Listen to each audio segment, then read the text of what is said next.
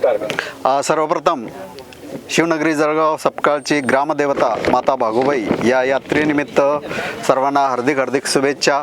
या ठिकाणी बरेच पाहुणे मंडळी सुद्धा या ठिकाणी आले, त्यांचं गावाच्या वतीने सर्वांचे हार्दिक स्वागत। आज आपण या ठिकाणी बघतोय या यात्रेचं औचित्य साधून आज छत्रपती शिवाजी महाराज क्रीडा संकुल या क्रीडा संकुलाचं उद्घाटन आपल्या सर्वांच्या साक्षीने या ठिकाणी होत आहेत। मला सांगायला खूप अभिमान वाटेल की युवा वर्गाने जर मनामध्ये घेतलं तर अशक्यही शक्य होऊ शकतं। आपण जर या ठिकाणी पाहिलं असेल की सुरुवातीला हे जे चित्र दिसतंय आपल्या समोर, हे ठिकाण जर आपण पाहिलं असेल तर या ठिकाणी खूप खोल खड्डे असे होते, परंतु या युवा वर्गाने आणि गावातील ज्येष्ठ मंडळीने सगळ्यांनी एकत्र येऊन या मैदानाचा कायापालट केला आणि आज आपण बघतोय की आपल्या समोर एक उत्कृष्ट असं क्रीडा संकुल या ठिकाणी होतंय।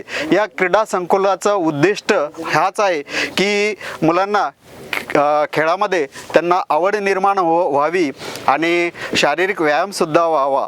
या खेळाचं अजून एक वैशिष्ट्य की या ठिकाणी फक्त खेळच होतील असंही नाही, तर जे काही मिलिटरीमध्ये ज्यांची निवड होती, पोलीसमध्ये ज्यांची निवड होती, नुकतंच मागच्या महिन्यामध्ये जवळजवळ जळगाव सपकाळ या गावातील 10 ते 15 युवक आर्मीमध्ये पोलीसमध्ये सिलेक्ट झालेले, त्याचं एक महत्त्व लक्षात घेऊन याच्यामध्ये एक ट्रॅकसुद्धा करणार आहोत आणि या ठिकाणी ज्या स्पर्धा आहेत त्या पूर्ण या ठिकाणी खेळल्या जाणार। कबड्डी असेल, खो खो असेल, विविध स्पर्धा या ठिकाणी खेळल्या जाणार आहेत। खरोखरच या युवक वर्गांचं या ठिकाणी अभिनंदन केलं पाहिजे की आपण एकजुटीने, एकता काय असू शकते, एकता जर केली तर कोणतंही अशक्य काम हे शक्य होऊ शकतं। हे जळगाव सपकाळ या गावातील युवकांनी दाखवून दिलं। अनेक जणांनी सांगितलं होतं की हे शक्य नाही, परंतु आपल्या सर्वांच्या सहकार्याने ते शक्य करून दाखवलं आणि कुठल्याही शासकीय अनुदान न घेता सगळ्यांनी लोकवर्गणीतून हे कार्य केलेलं, याचा खूप अभिमान वाटतो। आणि अजून आपल्याला खूप कार्य करायचे। आताच स्पर्धा परीक्षा होत आहेत आणि त्या स्पर्धा परीक्षेच्या माध्यमातून एक उत्कृष्ट अशी अभ्यासिका लोक वर्गणीतून आपण करणार आहोत आणि ते सुद्धा ध्येय लवकरच आपलं निश्चित होणार आहे। या कार्यासाठी अनेक जे जळगाववासी आहेत परंतु जॉबसाठी बाहेर गावी गेलेले आहेत, त्यांनी सुद्धा आपलं योगदान या ठिकाणी दिलेलं आहे।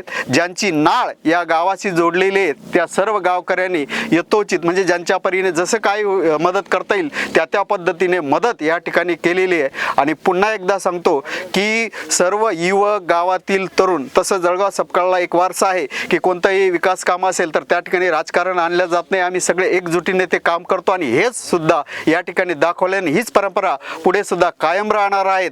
पुन्हा एकदा सर्व युवकांचं खूप अभिनंदन की तुम्ही चांगलं एक कार्य हाती घेतलं आणि नक्कीच पुढच्या देवीच्या स्वारीला आपण उत्कृष्ट अभ्यासिका आपल्या सर्वांच्या साक्षीने या ठिकाणी उभी राहील अशी या ठिकाणी सांगतो आणि थांबतो। जय हिंद, जय महाराष्ट्र।